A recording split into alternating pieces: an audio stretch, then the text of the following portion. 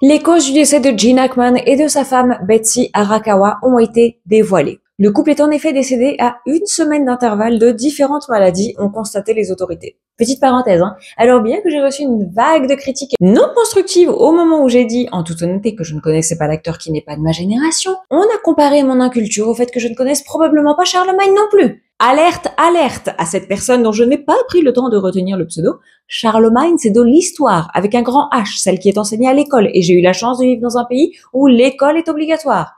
Gene Hackman n'était probablement pas encore au programme. Et pour information, quand vous m'avez dit que vous ne connaissiez pas Alix Earle ou Alexandra Cooper, je n'ai pas critiqué votre manque de connaissances, je vous ai plutôt conseillé de commencer par tel ou tel épisode. C'est ça une remarque constructive. D'ailleurs, merci à tous ceux qui m'ont gentiment donné le nom de quelques films par lesquels commencer pour découvrir la carrière de cet immense acteur. Bref, un peu de bienveillance encore une fois ne vous ferait pas de mal, pensez-y. Peut-être un jour ça se vendra sous forme de petits sucres à mettre dans votre café le matin.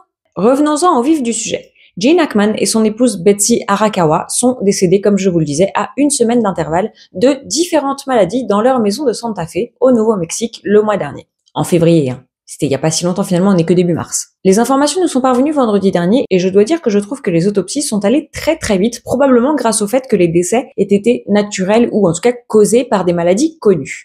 Le médecin légiste a déclaré que Betsy Arakawa avait 65 ans et est décédée le 11 février ou aux alentours de cette date d'un syndrome pulmonaire causé par un hantavirus, une maladie généralement transmise par les rongeurs. Quant à Gene Hackman, il avait 95 ans et est décédé le 18 février ou aux alentours de cette date, une semaine plus tard donc, d'une maladie cardiovasculaire hypertensive et athéroscléreuse, avec la maladie d'Alzheimer comme facteur contributif important. Il n'y avait aucune nourriture dans l'estomac de l'acteur, mais aucun signe de déshydratation non plus, a déclaré le médecin légiste. Le chien, bah oui, ne le laissons pas de côté. Donc le chien a été retrouvé mort dans une cage. Il avait été emmené chez le vétérinaire pour une intervention 2 jours avant la mort de sa maîtresse Betsy, ce qui explique peut-être pourquoi il était gardé dans la cage. Potentiellement, le fait de rester dans la cage le protégeait.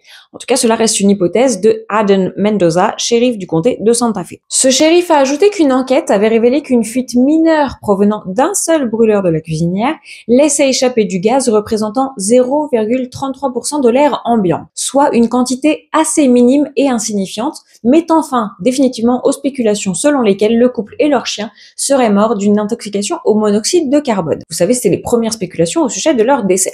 Ce qui reste des corps, parce que vous savez qu'ils étaient dans un état de décomposition avancé, n'a pas été testé positif à l'intoxication au monoxyde de carbone, comme l'ont déclaré les autorités plus tôt dans le mois, on en avait déjà parlé ici. Je vous rappelle que Gene Hackman et Betsy Arakawa ont été retrouvés morts dans leur maison de Santa Fe lors d'un contrôle de santé effectué le 26 février, après qu'un ouvrier d'entretien de la maison probablement a vu leur corps à travers les fenêtres. Alors que l'un de leurs chiens était, lui, retrouvé mort dans une cage, comme je vous l'ai dit, les 2 autres chiens étaient vivants et en train de courir sur la propriété.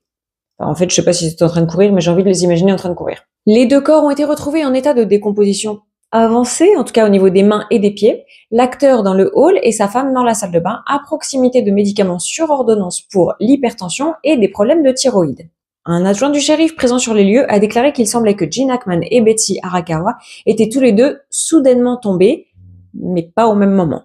Pour info, car je savais pas, mais je sais que tous les trolls savaient déjà ce que c'était que l'hantavirus, j'ai quand même fait quelques recherches. Il s'agit en effet d'une infection transmise par les rongeurs, comme l'a dit la police, le shérif sur place. Alors quels sont les symptômes en général? Il se caractérise par des symptômes grippaux, notamment la fièvre, les douleurs musculaires, la toux, les vomissements, la diarrhée et un essoufflement. Les symptômes apparaissent 1 à 8 semaines après l'exposition aux excréments des rongeurs. Le docteur Erin Phipps, vétérinaire de santé publique de l'État, a déclaré, je cite, « Au cours des 5 dernières années, le Nouveau-Mexique a confirmé entre 1 et 7 infections à l'antivirus chez l'homme chaque année. Il s'agit d'une maladie grave.